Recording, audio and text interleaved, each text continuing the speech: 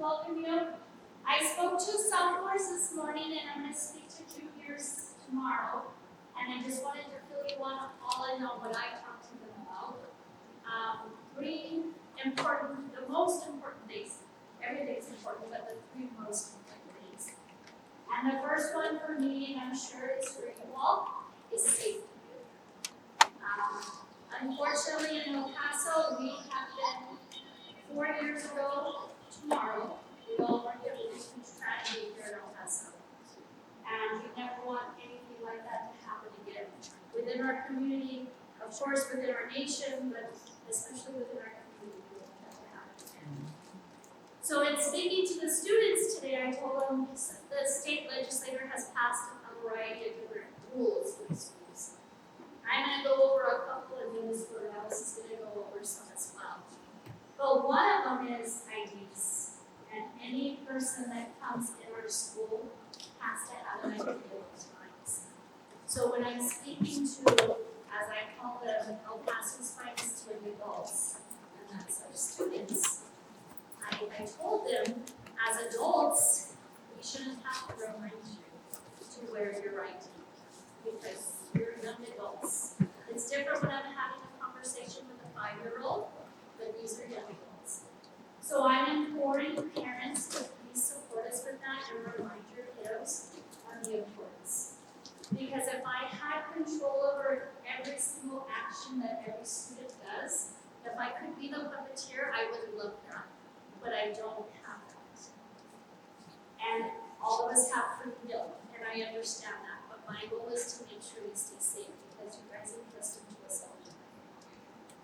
The second thing I talked to them about safety is our school has 72 doors. And I told them the importance of not opening the door for anybody. I don't care if it's their favorite teacher. Teachers know how to get in our building. And I don't care if it's their best friend. We cannot have people open doors. And then the next thing on my priority list was academics. So I tell the students, our job here is to graduate our students. That's what we want to do. Everything else, like football and baseball and athletics and fine arts, they're the cherries on the top. So there's some things that I have control over and some I don't. Some of our athletics and some of our fine arts, some contests and some games fall under UIL rules. And I'm not larger than the state, and I can't override UIL rules. So there's certain classes, if it's a UIL competition or a game, if it's an AP course, if the child has a 65, they're allowed to still play. But what I can do is, we have school-based trips. We have a variety of times where our students go to our elementaries, or they go downtown and they sing, and that's not a UIL event, that's a school event. And I told students, my expectation is, you are passing. You are passing all your classes. Because I want to respect my teachers as well. So it would be very difficult for me to say, Ms. Widner, Laura, is not passing Ms. Suzuki of this class, but she will leave your class for 5 days. It's okay. That's not me respecting your teachers and what you're doing. It's not respecting you as parents, knowing that I know you want your children to do them. So, UIL, they already told me you don't have to lay this down on this points, but if it's a school-based, my expectation is the best in classes. And then the last thing I spoke to them about is our facility. We live, and I say live because we literally live here, we live in a beautiful facility. Thanks to our community. Because the community passed laws in order for us to have beautiful facilities. And a lot of people, as I learned being here, this being my 6th year, this is a deep tradition school and there's a lot of alumni. And the alumni didn't get this beautiful building, but now their children have it. And what we want in 20 years, when it's their grandchildren, for this beautiful building to look the same. So I'm asking students to respect that. Our custodians work very hard every day. It's a huge building. And I'm asking them, if you have trash, please put your trash in the trash bin. If you gum, you can chew gum, but there are trash cans, please, because gum stains are the bane of my existence. So, and just respecting our custodians and the hard work they do every day. And I told them, I gave them a promise. I said, I will do everything that I'm asking you to do, I promise you I will do. I will wear my name tag every day. I will not open a door for somebody that I know I shouldn't be opening the door. My academics are making sure I get my job. I promise you I will do everything in my power to get everything that I need to do to get done. And lastly, if there's trash on the ground, I pick it up and I throw it in the trash. So I spoke to them about that. I was a little tough on them because I want them to understand that structure is good. I know they don't see that, but we as adults know that structure is good. So that's what I spoke to them about. So when they come home to you and say, she's a little tough. I did tell them, I'm very approachable. They can come talk to me. I understand. I'm a child of my own. I love kids or I wouldn't be here. But I want them, as I told them today, 20 years from now or 30 years from now, when I'm in the hospital, I want them to be good doctors and nurses so they can take care of me.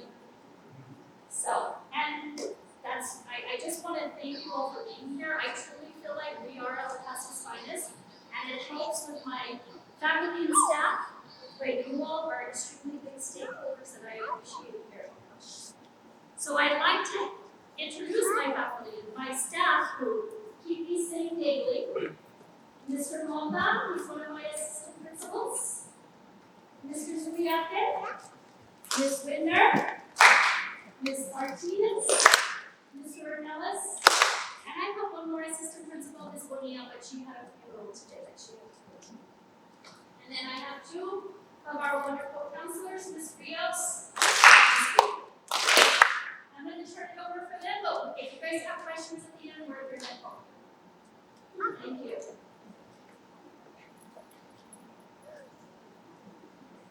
Okay, parents, we're going to start off with superintendent's address. We got to see as faculty and staff, and we wanted to share with all of you.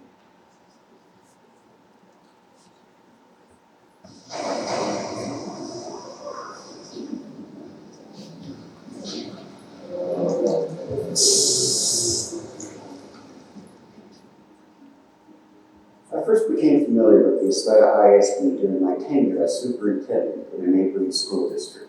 Historically, I knew it was a sound school district with a rich and successful history of serving East El Paso students. But I also remember an aging urban school district marred by declining enrollment, old, outdated, underutilized schools, underscored by a series of failed school bond elections. In short, the district was in danger of joining hundreds of urban school districts across the country who lose students and families to new and exciting schools in growing suburbs. They were circling the proverbial drain. Almost a decade later, I joined the Estrella Independent School District, and not a day goes by that someone doesn't comment on the transformation, the rebirth, and the renaissance of the district. Never in the 100-year history of our district has a community rallied so fiercely around its schools, teachers, and students. During this historic period, the district went from 64 schools serving 42,000 students to 50 schools serving 36,000 students. Closing and consolidating underutilized campuses, coupled with two successful bond elections, securing almost $1 billion, has yielded an unprecedented reinvention of our district.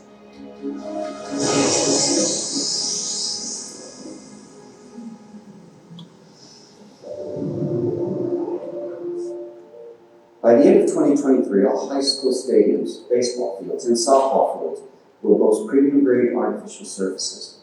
Rebuilt Eastwood and Bel Air high school campuses are modern marvels. There are 4 new middle schools, 7 new elementary schools, the Bel Air Sports Complex, the Career Center at Riverside High School, and refrigerated air at every campus, just to name a few. The truth is, we improved every school in the district in some significant way. Security vestibules, technology upgrades, and new furniture and equipment. This year marks the culmination of nearly $1 billion in new construction, modernization, and general improvements. What makes this accomplishment so extraordinary, so remarkable, is that it happened during one of the most difficult periods in our history, including the mass shooting of Walmart, and the global coronavirus pandemic. Academically, after a decade of outperforming the state and region, we find ourselves being the only TDA A-rated school district in El Paso with the highest percentage of students in the region designated as college and career ready. In fact, 27 of our 52 schools received A ratings. We also earned the title of the best school district in the El Paso area, according to 2023 Best School District rankings by Niche for the second consecutive year. In addition, we've been named a top 10 district in Texas for our work with emerging bilingual students. True to our claim, the District of Champions has enjoyed unprecedented success, boasting a dozen UIL 5A championships over the past decade.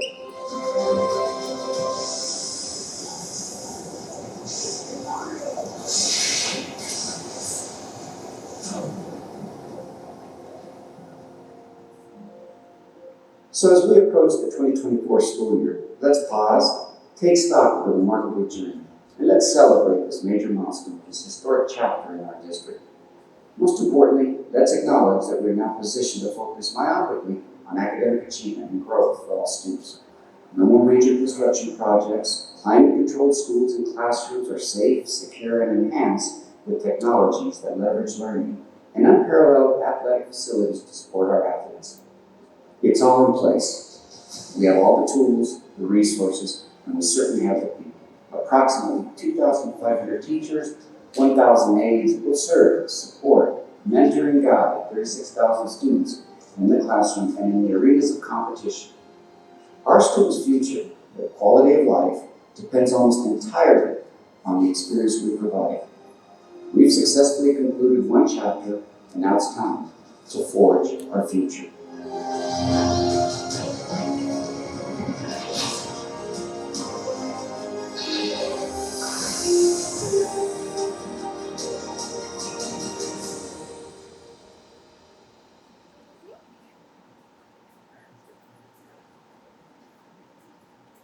So I go on spring all the time, and they just told me I'm supposed to read the mission statement to you all, but I really want to read the mission statement, so this is Eastwood's mission. And what I said, they're just trying to prepare your kiddos for, so they can take care of all of us as we go, and we're trying to make them successful adults and productive citizens. So I was way ahead of the game, I already introduced everybody, I apologize. Yes, this is a good reference guide if you do not know who your child's assistant principal is. We do have a new assistant principal. Again, she's not with us this evening, which is Ms. Bonnier. Okay, so this is a good reference. If you do not know who your child's assistant principal is, our information is located there. But you're always welcome to call the front office and they'll transfer you to the assistant principal that your child pertains to, and then we will gladly assist you. The other thing is also our counselors. Their alpha matches ours. Again, we do have two new counselors. We have Ms. Galindo, who was actually here at Eastwood. She left for a little bit, but now she's back as a counselor. And of course, Ms. Bailey, who's here with us this evening. We also do have a new nurse. So again, a new nurse in our office, but again, we still have two nurses here at Eastwood High School. Okay, so I wanted to speak to you all about attendance. So last year, as promised, and I'm pretty sure you guys heard my presentation, we were going to be number one in attendance in YISD, at least amongst high schools. We were number one. So this year, we're going to continue that same trend, and our goal is now 95%. We didn't reach that goal last year, it was a little bit difficult, but we came close. This year, we're getting a little bit smarter, but we're also getting a little bit harder, because we want to make sure that our kids are here at school, and that they are receiving instruction and any help they may need. So, some of the things we want to talk about is again, loss of credit and retention. If you have any of your children who should be coded 11th or 10th graders, but they're not coded 11th or 10th graders, it's probably because they lost credit. So it means they passed the class, but I took their credit back because they were not here. Attendance is very important. Something that sometimes parents and students don't understand, even excused absences count towards loss of credit. Excused absences won't get you sent to court, but unexcused absences will. So that's very important, and that's something I just want to mention to you all because I did go to truancy court about 2 weeks ago, saw some of the students there. Luckily enough, we were able to kind of create a plan for them, and then we're gonna have a review in a couple of months. But that's important. If your son or daughter is choosing to ditch their class, right? They're choosing not to go to it, maybe have an extended lunch. They're deciding to not go to a 10th period class. That's truancy. That could get them sent to court, and you may have to be there with them. Okay, so it's very important to stress to them, make sure that they are going to all their classes, and stress to your child to check their attendance on a daily basis. We have reset every single hack request that we've gotten from students. If your child's hack is still not working, please let them know, stop by attendance. There is a QR code for them to scan. It is also posted on our social media websites, and then we will go ahead and reset that for them. But as of today, every student that has requested it, it has been reset. Alright, so again, we do want our students here every day, because that way we can again continue to be number one in attendance for this school year. Again, this is just a reminder about the 90% rule, but something I wanted to highlight here. You have 72 hours to turn in a note or make a phone call when your child is out. We understand emergencies happen, right? Things that are out of our control, and that is why the district has written this in policy that you have 72 hours. Best practice though is I would do it that day or within 24 hours so I don't forget. But again, we understand that sometimes you're in that moment, in that situation, and it's out of your control. That's why we give you 72 hours to give us a phone call to excuse that absence. Anything beyond that, we would not take that call or that note. Okay, and this is to include doctor's notes as well. It's very important that you are doing that within 72 hours. Okay, you have the responsibility in letting us know what's going on. We have the responsibility of coding it correctly on the system, so that way it does not count against your child. Okay, so just make sure that you're doing that. Again, it should be within 72 hours. This is what the district has written, how we notify you about absences. You have your hack. We also try to make a phone call to you, a courtesy phone call from attendance. We also send you conference or warning letters. We have a truant officer, and we also will even send you an email. So we have various means of communication with you. That's why it's important that your address and your phone are updated if you do change those, so that way you don't miss any of that communication. We have a responsibility as a school to let you know, hey, today your child was out. There's maybe various periods or all day. It's to let you know and kind of give you a heads up. Were you aware of this? Did you maybe forget to turn in the note? Or maybe your child was supposed to be at school and they didn't show up to school. So there are things for us to make sure that you guys are paying attention to and looking towards. Alright, the other thing is tardy sweeps. We went over this with your children. We're going to continue that this year. What a tardy sweep is, it's immediate discipline, meaning they get caught in the sweep. We then have your child come see an administrator. We then issue discipline in the means of lunch detention. Now, lunch I know is a bit shorter this year, so we kind of told the students, you're kind of giving up a big chunk of your lunch if you get caught in a tardy sweep and you have lunch detention. So we're kind of stressing to them, you want to get to class on time, you have more than enough time. We always play music to kind of give them like the heads up, there will be a tardy sweep, so that way they can get to class in an orderly fashion. Okay, so again, we do give them enough notice to make sure that they are arriving to class on time. One thing I did want to mention to you all that's not up here, we do have a new incentive for this school year. As long as we're number one in attendance every single month, I got approval from Ms. Stolens, your child will receive an extended lunch the following week for 1 day. So what that means is if we are number one, which of course we will be, that means your child will get a 45-minute lunch. So if they're sophomores, they still have to remain on campus. It is a closed campus for them. But for my juniors and seniors, they will have 45 minutes to be able to go enjoy their lunch, maybe even go to like the Peter Piper buffet, right? So that way they have time to go and not have to stress about making it back on time. So again, that is incentive we're offering this year because I wanted to stress to students how important it is for attendance. Okay? Up next we have Ms. Martinez, and she's going to talk to you guys about your actions matter, but I do want to play video first before she speaks about it.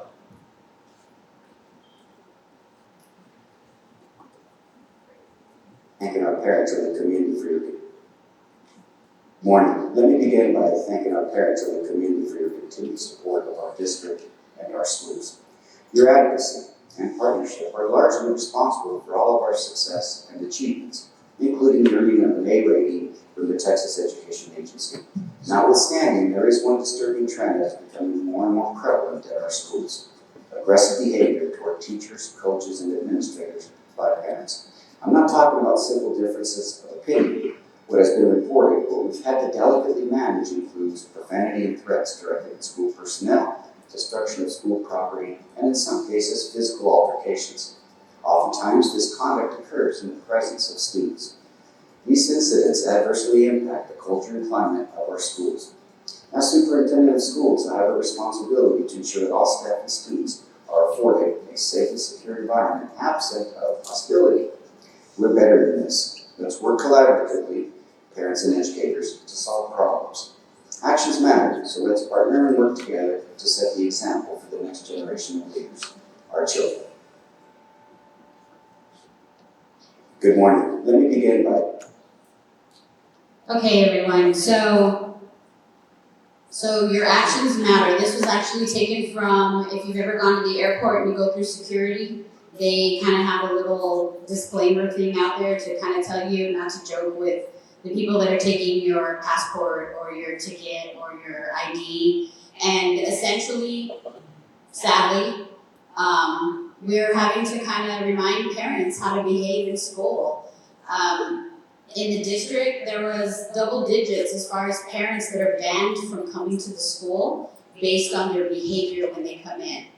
And it's embarrassing.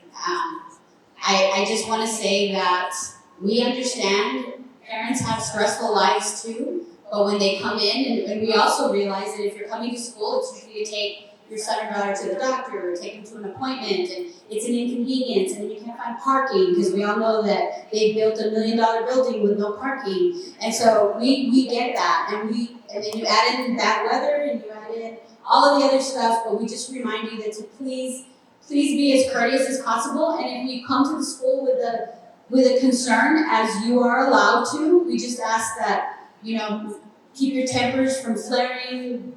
We've had parents, bad language, the whole bit, and we just ask that you be as courteous as possible, and I promise we will get to your concern and we will address it the best that we can. So in this little sign that you're going to see at all the entrances of all the YISD schools, it's going to say words matter, actions matter, you matter. So we just ask that you try to maintain a dignified presentation, that's all. When it comes to safety expectations, we're asking the visitor policy is enforced. You must have a valid ID, as there's background screening, and that will be conducted through the hall pass system prior to entering the campus.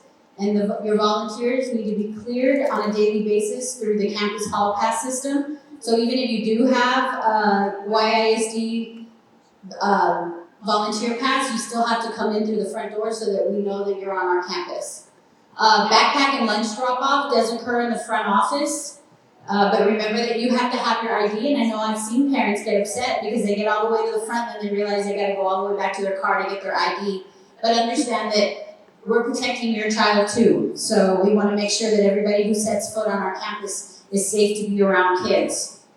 Our emergency preparedness, we have fire drills, active shooter drills, etc. Activities are conducted throughout the school year, and those are the expectations of our district. What are we doing to keep your children safe? We've got classroom doors that are remain closed and locked during instructional time, in particular the classes that are out there at the stadium or by the baseball field, because people can walk in off the street and go to those doors. So that's why it's so important that teachers have their doors closed and locked. We do have active threat or lockdown drills that are conducted twice a year. And of course, our office personnel is trained to enforce the 4-step ID process, which is, of course, we welcome you, but then we ask you to present a valid ID, and it is scanned against our sex offenders database. Should we have a parent or a visitor come on campus that lights up on the sex offender database, at that point, one of admin and or security is called, and it's not that we will turn you away at the door, because we realize we still have to help you, or it is possible you need something, but there will be either an administrator or security there at all times until that person leaves campus. You are also given an issue-dated visitor pass that we ask that you stick on your clothes so that we can identify that you've gone through the front, and we ask that wherever it is that you leave, that you come back through the front, because you do need to give that pass back to our, to the lady that sits up in the front, Ms. Castro. And obviously you understand why. You don't need floating visitor passes out there. What are we doing to keep our children safe in the district? Well, with the passages of bonds 2015 and 2019, he said ISD has made significant investments. The visitor management system that I just finished talking about, we have keyless entries, we all have fobs, teachers have a scan system that they can use to get in and out of the buildings. We have security vestibules here at Eastwood. We have a second one. I don't know if you noticed, you show your ID at the front, and then there's even another one you have to go through just to get into the building. So there's a two lock system. All new schools have these security vestibules, and the rest of them will be receiving them by the end of this school year. We also are getting these supersonic, I joke about it, cameras that, well, we already had cameras, but now we're getting these ones that we can like zoom in and tell you how many eyebrow hairs you have. So just know we're watching. Okay. We also, if you kept up with the news this summer, Texas legislator passed a bill requiring an armed defender at every school. We already had that because we had El Paso PD always on campus. But now, in addition to that, our security will be trained, and they too will be weapon carrying. So that's news and new to us. I'll let you read the rest of that, and then I'm going to keep on going. We will also, all classrooms will be equipped with a silent panic alert system, and teachers and staff will be receiving alerts in the event of an active shooter, God forbid, or any other kind of emergency like that. At this time, we currently have an app on our phones where teachers are being told what's on campus so that we don't have to go over the PA and say something, because clearly that would defeat the purpose if we had something where we really had an emergency on our campus. And that leads me to the 23-24 calendar. I'll be back in a little bit for some more riveting information that I'm sure you guys will be really interested in learning. But in the meanwhile, I'm going to pass this on to Ms. Widner, where she's going to talk to you about the calendar and planning your vacation. I get the exciting part. So you all received this calendar in your email, in your mail. If you didn't, it's available on our campus website. And I'm going to go over some very important dates. We have October and March intersession. Now I know that this is sort of new to our Isleta district, but I want you to understand the differences in both October and March intersession. So we do get an October break and a March break. The first week in each of those months is called intersession. So it's in the middle of the entire session. This is where we utilize tutoring services, intervention services to pull students onto campus if they are at risk of failing their end of course exams. That's their algebra, algebra 1, biology, English 1, English 2, or US history. Now, if you have a freshman, that means maybe they took algebra 1 in 8th grade, they didn't pass, they'll be called for October intersession, because then they test in December. If you're a sophomore and you took your 3 tests last year and you didn't pass them, you're going to be called for intersession.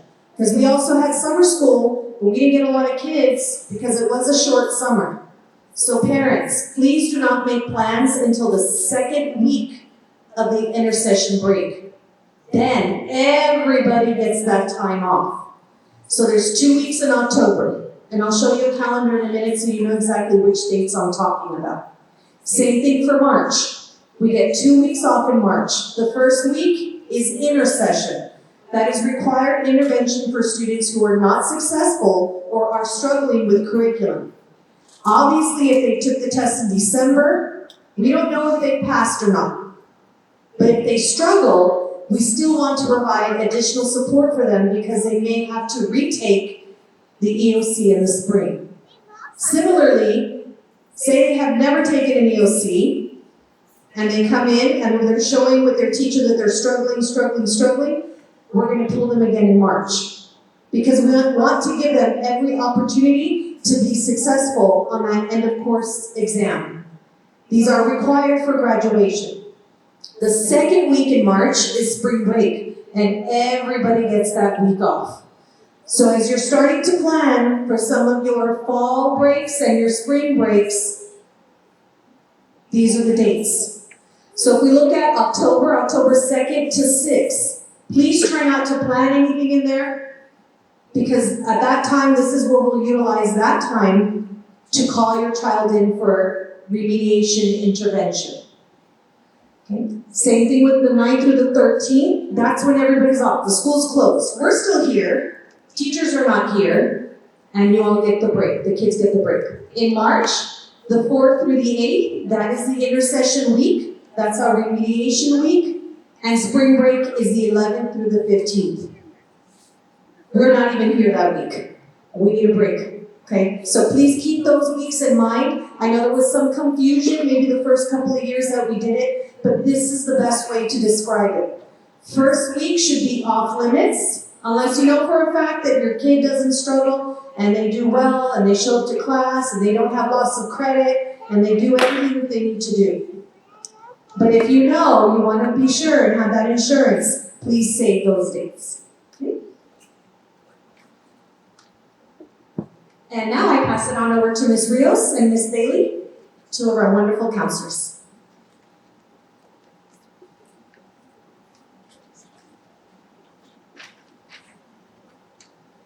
Good evening. So sometimes your children get sick, they don't feel good, other type of medical issues that may arise, and if you're not sure where to take them, you don't have your pediatrician. We do offer the Comprehensive Care Center, and so this facility is located near Riverside High School. Some of the medical services that are offered are general primary health care, sports physicals, especially right now, as school is starting, a lot of the athletes need to go get their physical, diagnosis and treatment of any type of acute illnesses, minor injuries, any type of diseases that you want to get checked for your son or daughter, laboratory testing, blood work, any type of test, health education, nutrition education, immunizations that your son or daughter may need, and any ADD, ADHD evaluations as well. So please utilize this center. The Comprehensive Care Center has access to licensed professional counselors as well as a psychiatrist. It is by appointment only. Here's the information in case you do want to have that information, the phone number, and you do have to schedule an appointment.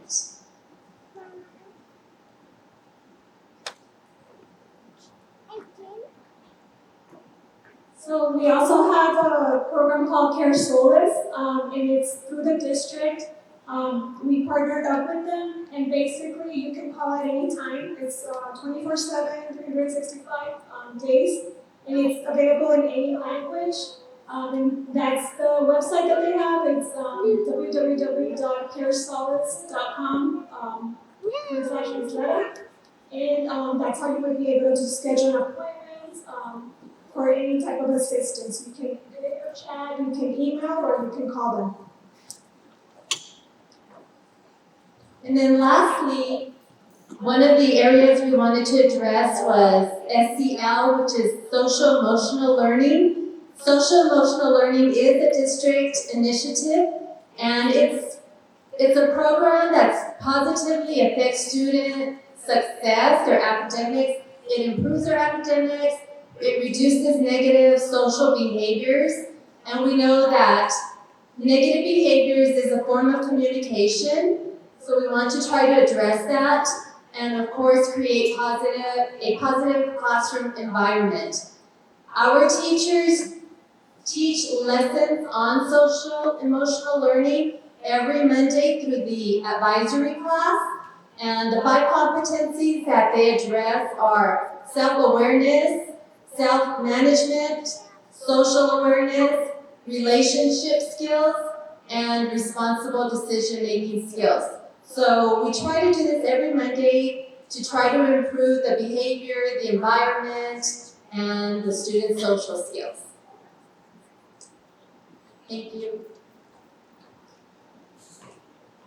Thank you, Ms. Rios and Ms. Bailey. So now I'm going to quickly talk to you about our 23-24 campus goals. We have 3 major goals, and then we have mini goals under all of them. So first, our future is our students. They are the most precious commodity that you could ever send us, and we take great care and respect that you trust us with your children. Our goal for our students is to work toward an A accountability rating. What does that look like?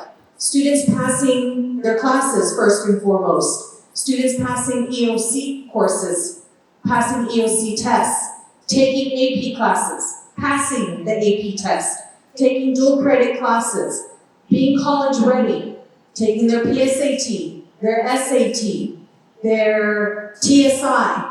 Anything related to academics falls under the accountability. It's not just the STAR and of course exams.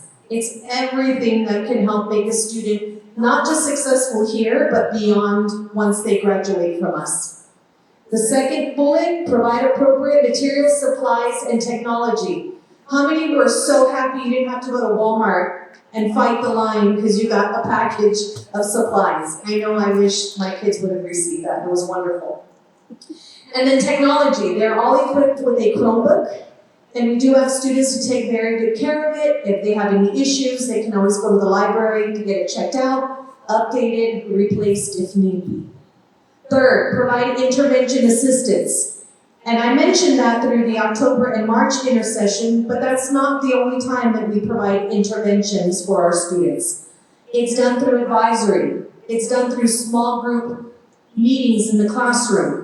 It's through the type of initiatives that we have, like Talk Read, Talk Write, making sure that our kids are listening, speaking, reading, writing across all content areas.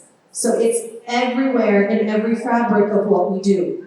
It's also making sure that our students are successful when they go out and they perform, or they go out and they compete. Okay? And last, parent communication. This is one of the most important because parent communication should be two-way. So we do ask that our teachers reach back out to you if they see any concerns, but also if they want to share some good news with you, because it's not always bad in the classroom. Okay?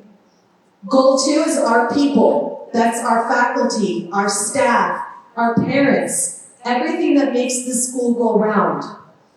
Increase parental engagement. Thank you, parents. Please give yourselves a round of applause for being here. I know the last thing you want to do is try to find parking out there, sign in, and come hear a presentation. So we thank you for being engaged. We do have volunteer opportunities. If you'd like to know how to do that, please send Ms. Torres an email and she will gladly connect you to the volunteer personnel for that information. We can always use volunteers.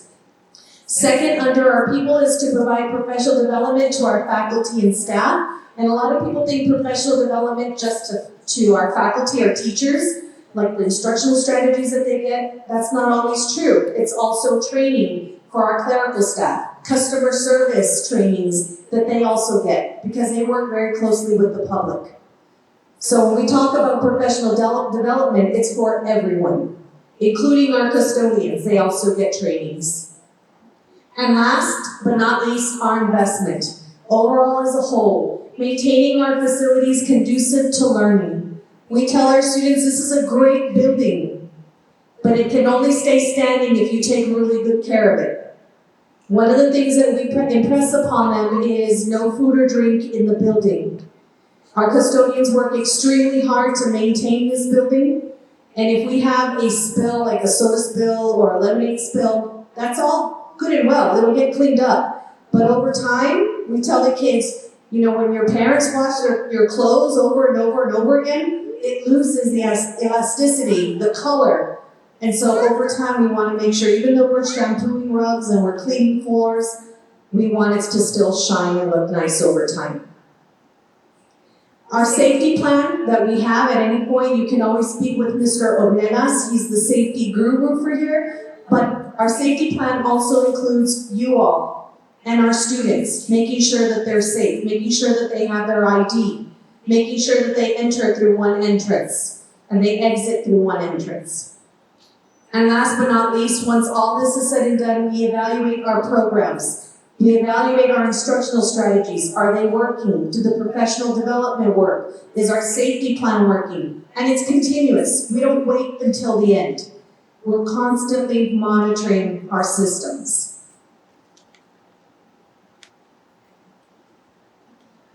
Our bell schedule, I know it's really small to see, but this was mailed to you as well. I believe we had some extra copies at registration if you needed some. But if you happen to lose it, please always refer to our campus website.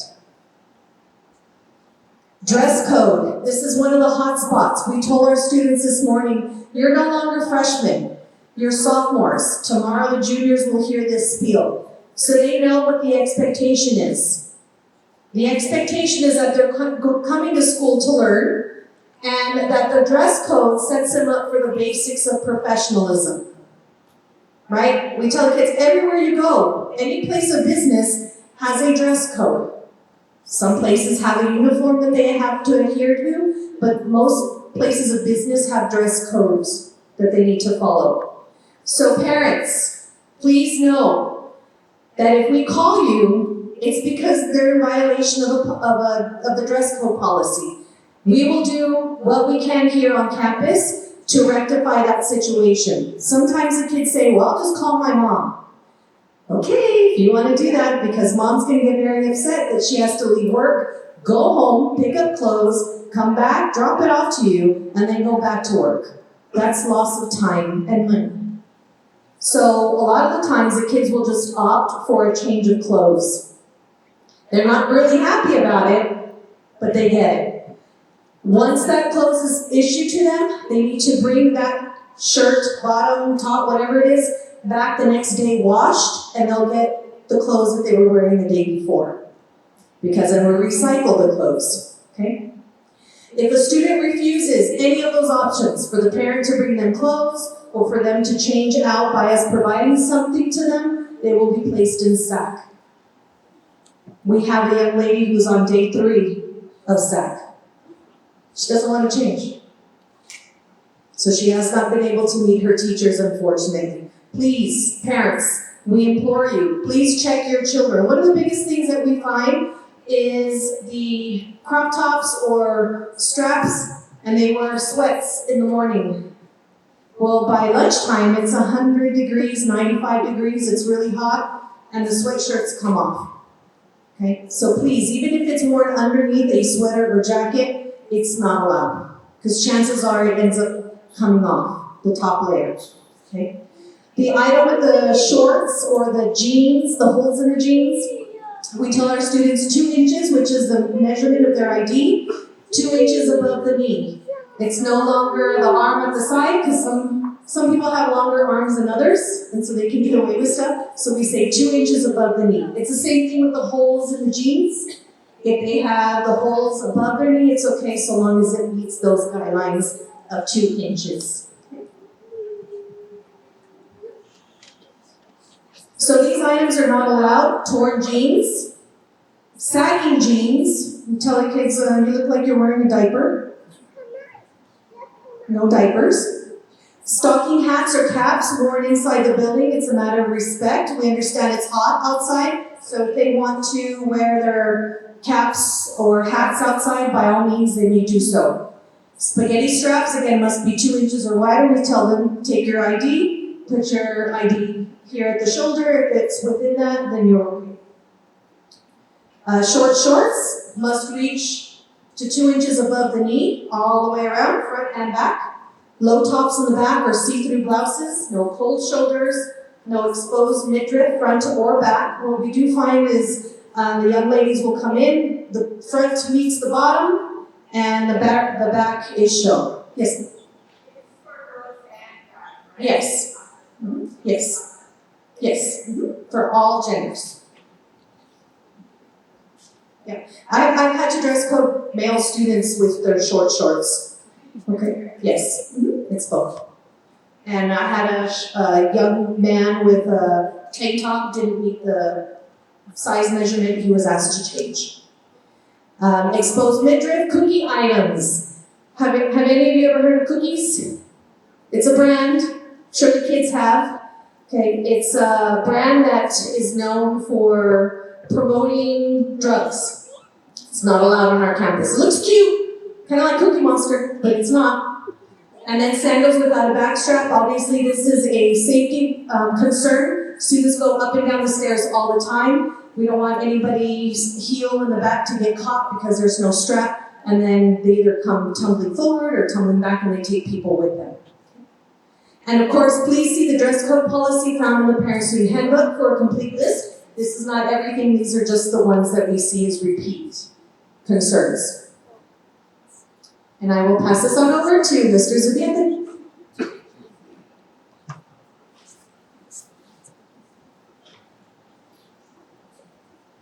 So I'm going to discuss the graduation requirements. So students must graduate with 26 total credits throughout their 4-year career in high school. They must complete their endorsement. Now the best way to explain an endorsement is, let's say you go to school and you decide to major in nursing. You take 2 years of nursing classes, and then at the end of those 2 years you say, no, you know what, I want to get into law enforcement now. So you kind of wasted 2 years of those credits because now those nursing credits don't apply to law enforcement. And then the kiddos will have to start all over with their pathway or their plan. So we recommend that they stay. If they're not going to stay, they make a change early, freshman year, so that they don't fall behind when they're trying to gather their credits for completion of their endorsement. They have to pass all their EOCs. There's 5 EOC tests. Freshman year, they do biology, algebra 1, English 1. Sophomore year, they do English 2. And then junior year, they do U.S. history. Once they pass those 5, then they've completed their STAR test requirements, or EOCs. They must complete a FAFSA application, and this is for financial aid. Whether they decide to go to college or not, they have to complete an application, and it takes place here at the school. They also have to complete a college application. It could be to any college that they wish to go to, or it could just be the EPCC or UTEP, whatever they decide. They have to take and pass the TSI test. So the TSI test is a good test, and it's offered free of charge here at Eastwood, and all of our students will take it. And what it is a placement test for the university. So if a student does well and passes, they exit out of courses at the university level and they can start at a higher level. When they go to college, they'll have to take this test if they haven't taken it, but you don't have to pay for it. I say you because your kiddos are just going to be out of high school. You'll have to pay. And if they don't do well on the test, they'll place them in remedial courses, which is lower level courses. So we encourage them to take it and continue to take it here until they pass. They must have 80 hours of community service. We recommend 20 hours a year, so it doesn't pile up on them at the very end. And then we do offer a CPR course. It's not like a certification that they'll get, but it is how to basic life-saving steps until emergency aid can arrive. And then the real important one is the peace officer training. What that training is how to interact with a police officer at a traffic stop, or just interact with law enforcement, period, if you're walking down the street. It's some of the youth don't know how to interact with police officers, or they react negatively, and then it turns a situation into a very bad situation. So this just teaches them how to interact with law enforcement when they're confronted by it. Yes, the school will provide it. All these are requirements that the school provides by their senior year. And now Ms. Martinez, she's on the hot seat. This is a great presentation you've all been waiting for.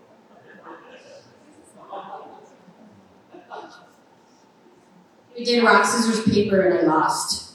So, alright, so I'm going to talk to you about the federal government, and everybody knows when you get to the edge of your seat, folks, because this is going to get real interesting. Alright, so Title I funds are important because we're receiving federal money to help our school. It provides all these things that we talked about, intercession, trying to help our kids do better and close that gap. It's allocated to schools based on the percentage of students eligible for free or reduced lunch. And you have to have either 40% or more of your population in the school in order to qualify to be a Title I school. Eastwood is a Title I school. All the schools that receive Title I are required to convene an annual Title I parent meeting, and we didn't trick you, but we needed to talk to you about other stuff, but you're here anyway. So we figured we might as well tell you why you're here. We're here to inform you and your families about our school's participation in the Title I program, to explain the requirements, and then to explain the right as a parent and what you can do. The completion of this federal lunch application, which you all got during registration, and I know I heard some parents say, but I don't qualify.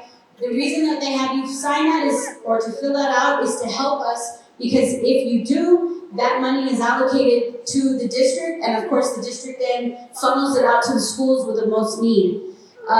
In this lunch application, and sometimes it's even referred to as a socioeconomic information form or a SIF form, it's a critical component for us to explain that we qualify for these extra monies, because a lot of times it's with these extra monies that we're able to do things that we wouldn't normally be able to do. So, there you go. What does it mean? It means that we use Title I funds to upgrade the entire educational program of our school. It's used to serve children, those school supply boxes, that comes from Title I money. Some of our computer programs that we have in our classes, that comes from Title I money. Anyway, and it's used to provide additional assistance to all students who experience difficulties in meeting the state's performance targets, which would be the EOC, the STAR test. The schools must have a free and reduced lunch count of at least 40%. I already told you that, you know that. And the school must collect and analyze this data that affects student achievement. And then we look and we develop a plan of how we can help students that are not meeting those markers that we're trying to hit. We have a written parental involvement policy and a school parent compact that is reviewed annually with parental input.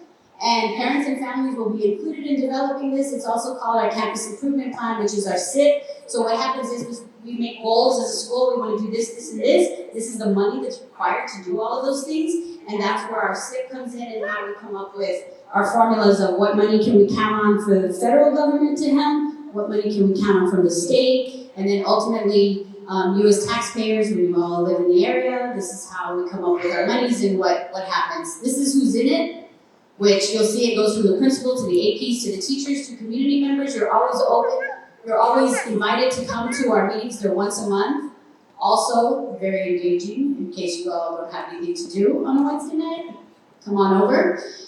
And we have goals, obviously to support our subpopulations in all EOC tested areas, improve needs and masters in our EOC tested areas, and of course the successful implementation of our AP strategies for those of our students that are taking AP classes.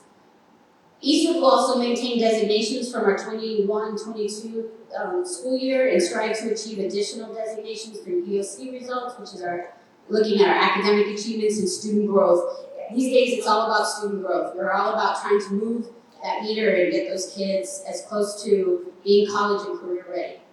And then lastly, this is our parent involvement policy, and it's that we will jointly develop with our parents and let them know ways that they can come and support their school. It's also found on our campus website. If you need some extra reading material, you can find the school parent compact. It is available on the website. And then of course, you've also got the right to know how your child is doing. Whenever we have our STAR test, we immediately send results home, whether it's through the hack or we can send it written in a report.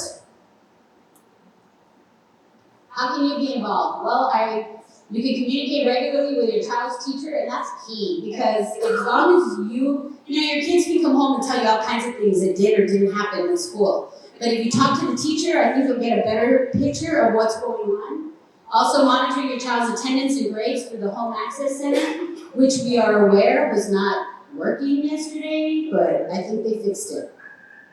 Also, attend parent nights. Okay, that's enough. Because they're waiting for the grand finale.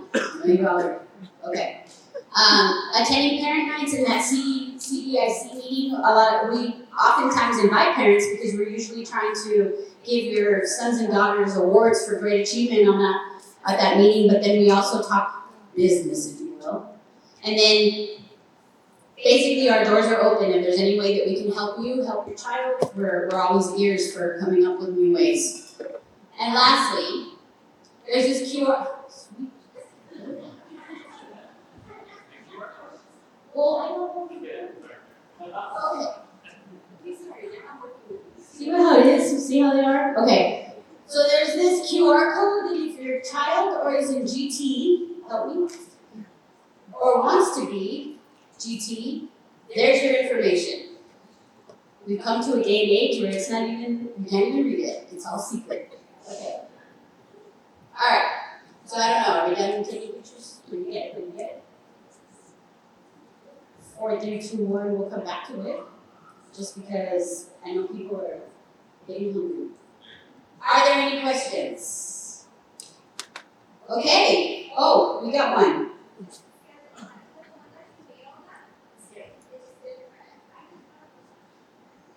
So the one that we showed you a little while ago, can you put that up, the bell schedule? Y'all can take pictures of that. And then those of you who have tracking devices on your kids, see if they're here on campus, because they should be. And if you don't have that tracking device, come talk to me, I'll make sure. I don't even work for T-Mobile and I'll help you.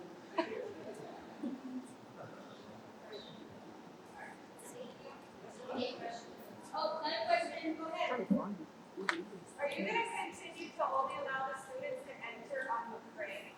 Thank you for tuning me in, ma'am. Right here. Thank you for introducing me. My name is Tom Ornelas. I'm an assistant principal. I handle children with the last names A through CH. And of course, my colleagues that you've all met that have spoken before me tonight, when they are tied up or there's an urgency, I also see your children. Specifically, what I do here on the campus is social studies and safety. So that question was very timely. So what I need to announce to you, actually, it's an acknowledgement and appreciation for the way that you handle the 88th Texas Legislature's summer update for House Bill 3.